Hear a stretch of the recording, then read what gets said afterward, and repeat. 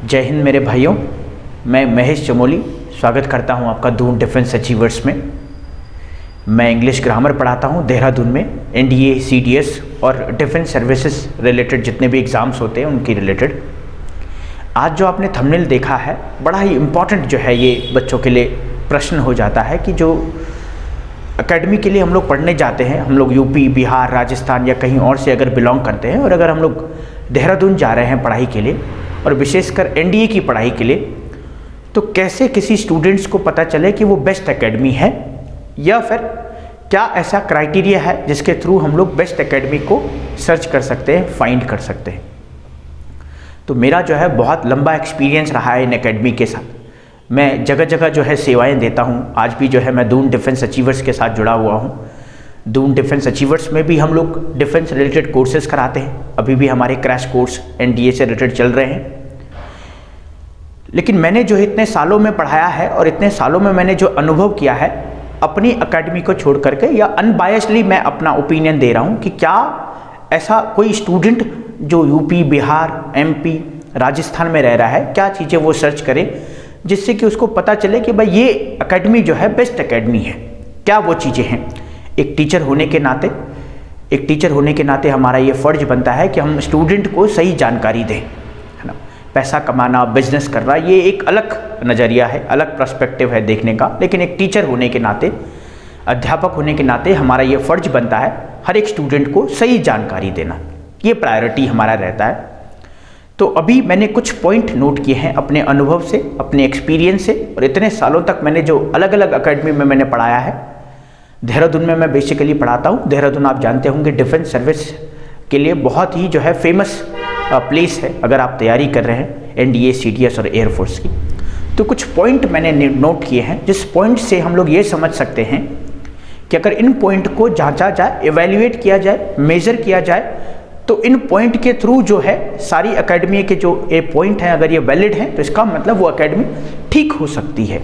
ऐसा नहीं है कि ठीक होगी, क्योंकि हर एक चीज़ 100% नहीं है, लेकिन हाँ कुछ हद तक जो है वो ठीक रहेगी। तो आइए ज़रा हम लोग डिस्कस करें वो क्या क्या पॉइंट हैं जिनके थ्रू हमें ये पता चलेगा कि एकेडमी जो है कौन सी बेस्ट रहेगी। तो मैंने कुछ पॉइंट डिस्कस करे तो मैं आपके सामने डिस्कस करता हूँ। तो पहला पॉइंट मैंने लिया है कि जब भी आप एडमिशन लें, जब भी आप किसी भी इंस्टीट्यूट्स और एकेडमी में एडमिशन लेते हैं, तो आप मेक श्योर करें कि आप उस एकेडमी के डायरेक्टर से ज़रूर मिलें। डायरेक्टर कौन होता है? डायरेक्टर मालिक होता है, ओनर होता है, जिसे हम लोग प्रिंसिपल भी कह सकते हैं। लेकिन स्कूल में जो होते हैं वो प्रिंसिपल होते हैं, और जो प्राइवेट एकेडमीज़ होती हैं, इंस्टीट्यूट्स होते हैं, उनमें डायरेक्टर होता है। तो आप मेक श्योर करें कि आप डायरेक्टर से ज़रूर मिलें।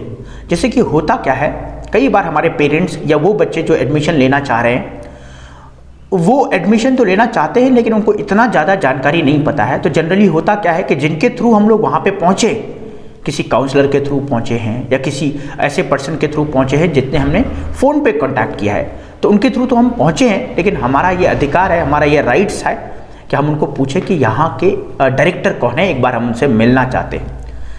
आपने बोला भाई ऐसा क्यों? ऐसा इसलिए, इस पॉइंट को मैंने इसलिए लिया है क्योंकि होता क्या है कि जनरली जिस पर्सन के थ्रू आप वहाँ पे गए हैं, 4 महीने बाद या 6 महीने बाद हो सकता है वो पर्सन वहाँ पे नहीं हो। तो अगर आपके साथ गलत हुआ है, अगर आपको लगता है कि वो एकेडमी बेस्ट एकेडमी नहीं है, तो आप किसको बोलोगे? आपको एक बोलने के लिए कोई चाहिए। हाँ, डायरेक्टर तब भी मौजूद रहेगा, लेकिन बहुत ज़्यादा बेटर होगा कि आप उसी पर्सन को पूछ पाएँ जिस पर्सन से आपने बातचीत करी थी, जिस पर्सन से आपने बात करी थी कि भाई आप यहाँ आइए, ऐसे ऐसे आइए और हमारी एकेडमी में ये फैसिलिटी दी जा रही है, ताकि अगर वो फैसिलिटी वहाँ पे नहीं है तो आप उनको बोल पाओ कि भाई आपने कहा था ऐसा और अभी ऐसा नहीं है। तो पहला पॉइंट आपको ध्यान में रखना है कि अगर आपने एडमिशन लिया है या लेना चाह रहे हैं तो आप डायरेक्टर से ज़रूर मिलें। जनरली कई बार ऐसा होता है कि एकेडमी में बहुत सारे बच्चे और डायरेक्टर्स जो है, ओनर मालिक को कोई फ़र्क नहीं पड़ता है। 500 बच्चों में से एक बच्चे का एडमिशन हुआ या नहीं हुआ और वो अपने काम में मस्त है, हो सकता है वो क्रिकेट खेल रहा हो सकता है वो कहीं सिंगिंग में गाना बजा रहा हो सकता है कहीं पार्टी में एंजॉय कर रहा हो। तो हम लोगों को एडमिशन लेना है, लेकिन ऐसी जगह नहीं लेना। हम लोगों को लेना है कि जहाँ जो है वो डेडिकेटेड हो बच्चों के लिए। तो बच्चों के लिए डेडिकेटेड होगा तो वो ज़रूर एडमिशन के टाइम पे या पूरे साल भर जो है वहाँ पे मौजूद रहेगा। तो अगर आप एडमिशन ले रहे हैं और वहाँ पे डायरेक्टर ना मिले तो एक ऐसा पॉइंट है कि जिसमें आपको ये मान सकते हैं कि वो एकेडमी बेस्ट एकेडमी नहीं है। हाँ, वो एकेडमी होगी, अच्छी एकेडमी होगी, लेकिन बेस्ट एकेडमी शायद नहीं होगी। ये एक अकेला पॉइंट नहीं है जिससे आप ये तय करें कि एकेडमी बेस्ट है कि नहीं है, और भी मैंने पॉइंट डिस्कस करे। ये पहला पॉइंट। सेकेंड पॉइंट की बात करें, फी स्ट्रक्चर बड़ा ही इंपॉर्टेंट रोल प्ले करता है। फी स्ट्रक्चर, हम सब लोग जो है मिडिल फैमिली से बिलोंग करते हैं। हो सकता है कि हम में से कुछ ऐसे बच्चे भी जो इस वीडियो को देख रहे हों, वो मिडिल फैमिली से भी लोअर फैमिली से बिलोंग करते हो, मतलब उनका फाइनेंशियल बैकग्राउंड इतना अच्छा ना हो। तो फिर वो क्या करेंगे? एक्चुअली आप देखें जरा, ये बिजनेस जो है एजुकेशन का एक सेक्टर बिजनेस बन चुका है, और बिजनेस बन चुका है तो हो क्या रहा है, हर साल फीस जो है बढ़ रही है, हर साल फीस बढ़ रही है।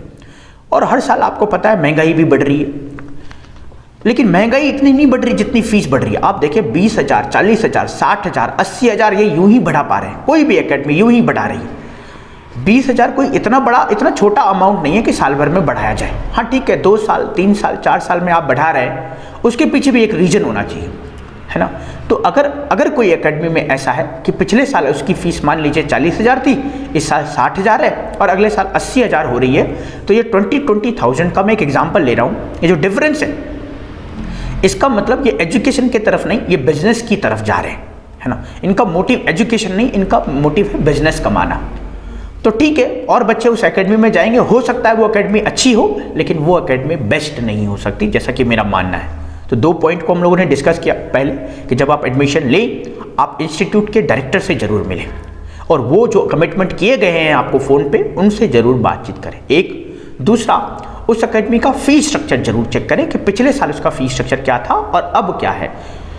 अब आपको कैसे पता चलेगा? भाई आप तो एडमिशन ले रहे हैं, आपको क्या पता पिछले साल क्या था? एक बार आप या तो पूछ सकते हैं, या फिर जिस एकेडमी में आप जाने एडमिशन ले रहे हैं उस एकेडमी में पुराने बच्चे जरूर होंगे, उनसे पूछना कि पिछले साल फीस कितनी थी। या फिर हो सकता है कि आप एक दिन के लिए रह रहे हैं वहाँ पे, तो एक दिन के लिए आप बच्चों से मिले, बच्चों से पूछे कि यार इसमें पिछले साल फीस कितनी थी या उससे पिछले साल फीस कितनी थी। 2 पॉइंट। तीसरे पॉइंट की मैं बात करूं तो उसमें बहुत ही इंपॉर्टेंट पॉइंट है, ये एक्चुअली क्लासेस के बारे में है कि क्लासेस पूरी चल रही है कि नहीं।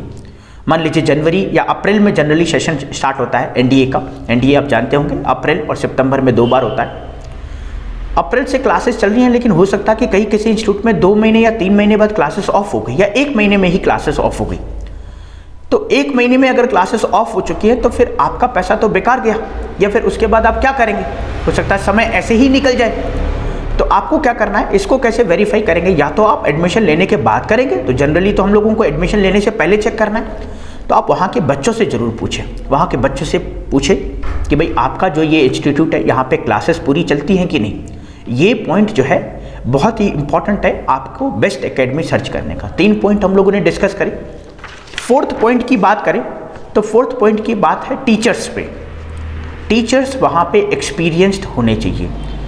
भाई आप बोलेंगे हमें कैसे पता चलेगा? भाई एक्सपीरियंस है। भाई एक्सपीरियंस कैसे पता चलेगा? या तो आप 1-2 दिन क्लास करेंगे तब आपको पता चल जाएगा, या फिर पुराने बच्चों से आप पूछेंगे तो आपको पता चल जाएगा, या फिर आप पहले दिन क्लास अटेंड करेंगे तो आपको मिलेगा कि भाई वो जो टीचर है ना, अगर वो एजड है, अगर वो 18, 19, 20 साल का है, तो ऑब्वियसली बात है कि वो टीचर नहीं, वो खुद में भी सीख रहा है और आप भी सीख रहे हैं, तो एक तरह से बराबर का लेवल हो जाए।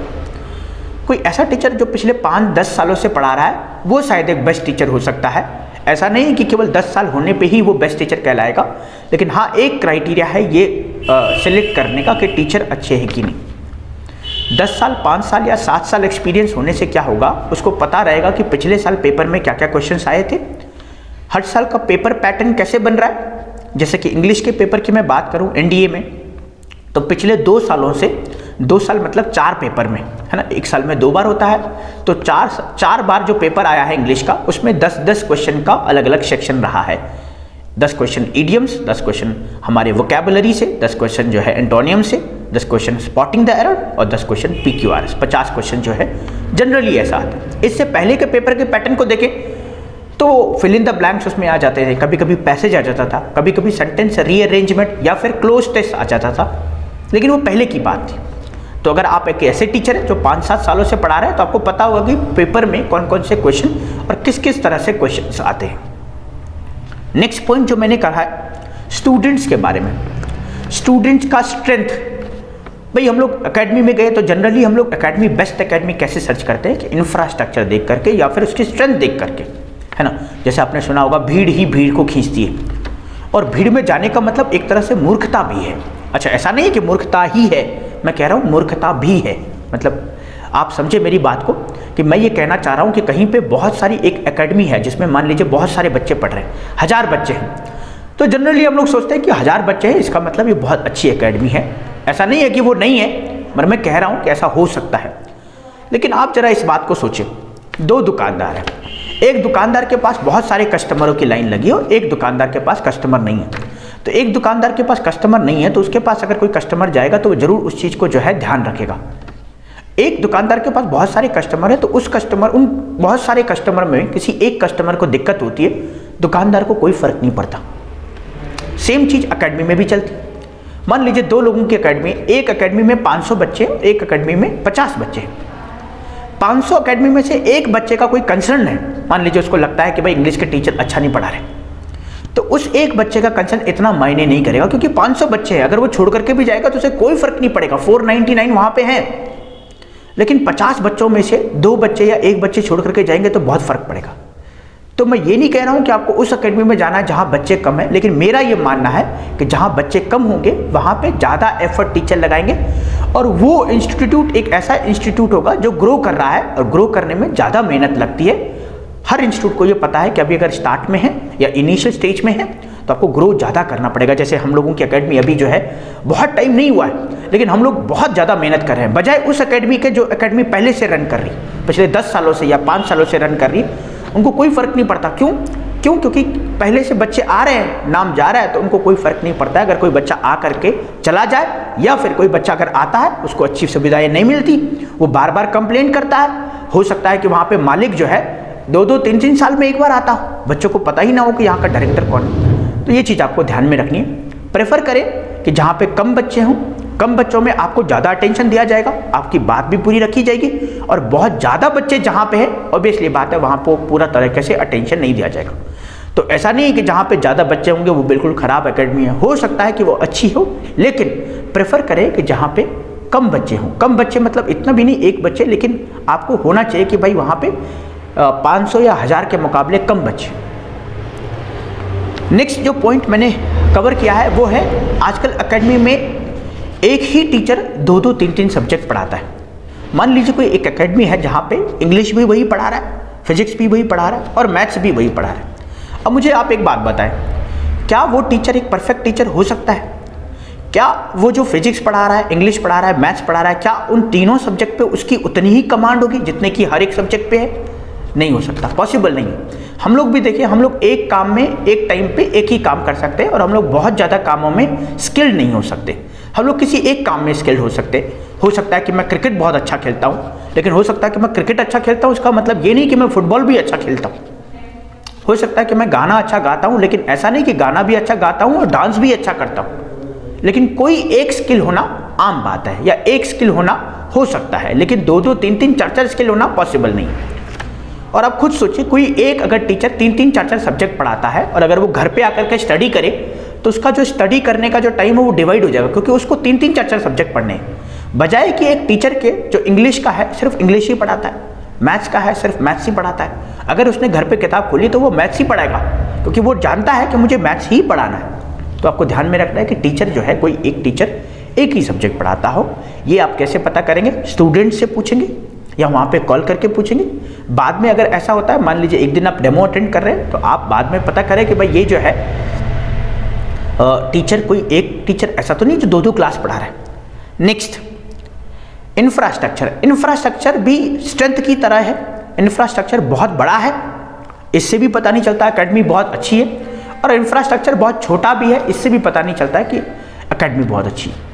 ज़्यादा प्रेफर वही वाली बात है कि स्ट्रेंथ अगर कम है या इंफ्रास्ट्रक्चर कम है तो इसका मतलब वो इंस्टीट्यूट अभी ग्रो कर रहा है, और ग्रो कर रहा है तो वो ज़्यादा मेहनत करेगा बजाय उस इंस्टीट्यूट के जो बहुत बड़ी बिल्डिंग लेकर के बैठा हो। एक और चीज़ मैं वहाँ पे ध्यान दूंगा कि डेमो जरूर लें। आप कहीं पे भी जा रहे हैं तो डेमो जरूर लें। बोले कि सर मुझे ना एक क्लास अटेंड करनी है। एक क्लास अगर अटेंड करेंगे तो आपको बहुत कुछ आइडिया मिल जाएगा कि भाई इंग्लिश का टीचर कौन है, मैथ्स के टीचर कौन है, जीएस के टीचर कौन है और वो किस लेवल से पढ़ा रहे हैं क्लास को। हो सकता है कि उनका लेवल बहुत वीक हो सकता है कि उनका लेवल बहुत हाई हो, तो क्या वो स्टूडेंट के लेवल से मैच कर पा रहे हैं, ये सब आपको ध्यान में रखना है। नेक्स्ट, बहुत बढ़िया हो कि अगर आप जो डिफेंस एकेडमी ज्वाइन कर रहे हैं उसका जो ओनर हो या डायरेक्टर हो डिफेंस बैकग्राउंड से हो। कई एकेडमी ऐसी भी हैं जिनका नाम डिफेंस से रिलेटेड है लेकिन डिफेंस उनका जो ओनर है या डायरेक्टर है वो डिफेंस बैकग्राउंड नहीं है। अच्छा, ऐसा नहीं है कि उनका जो ओनर है वो डिफेंस बैकग्राउंड अगर नहीं होगा तो वो एकेडमी खराब होगी, नहीं, ऐसा नहीं है। लेकिन बहुत बढ़िया होता है अगर उसका ओनर जो है डिफेंस से रिलेटेड है, कर्नल रिटायर हो, जनरल रिटायर हो, मेजर रिटायर हो, ये सब आपको ध्यान में रखना। तो ये कुछ पॉइंट जो है मैंने अपने एक्सपीरियंस से अनुभव किए, ये सारे पॉइंट्स अगर आप देखेंगे तो इन पॉइंट्स को अगर आप वेरीफाई करेंगे, एवेल्युएट करेंगे तो शायद आपको जो है बेस्ट एकेडमी एक मिल जाए। वैसे बेस्ट कुछ होता नहीं है, बेस्ट कुछ नहीं होता है, 100% सही कुछ भी नहीं है, लेकिन कुछ ऑप्शंस होते हैं हमारे पास कि 3 ऑप्शन है, 3 में से बेस्ट तो कुछ नहीं है लेकिन उन तीनों में से कोई एक ऐसा है जो बाकी 2 से अच्छा है, वही बस हमें चाहिए, वहीं पे हमें जाना। तो आज की वीडियो में इतना ही रखते हैं। आई होप कि इस वीडियो से आपको जरूर हेल्प मिली होगी। इस वीडियो को शेयर करें अपने दोस्तों के साथ, उन बच्चों के साथ जो डिफेंस में रुचि रखते हैं और डिफेंस रिलेटेड कोर्सेज करना चाहते हैं। एक और चीज़ मैं आपको बताना चाहूँगा, आप ऑनलाइन और ऑफलाइन हमारे दोनों कोर्सेज चल रहे हैं। अगर आप हमारे दिए गए नंबरों पे कॉल करते हैं 7060032450 पे, तो आपको न सिर्फ डिफेंस रिलेटेड कोर्सेज की जानकारी मिलेगी बल्कि करियर रिलेटेड गाइडेंस भी मिलेगी, बशर्ते कि आप हमारे स्टूडेंट हो या ना हो, इससे कोई फ़र्क नहीं पड़ता। तो आज की वीडियो में इतना ही रखते हैं, हम लोग मिलते हैं नेक्स्ट वीडियो में कुछ और इंपॉर्टेंट इन्फॉर्मेशन के साथ। तब तक के लिए जय हिंद।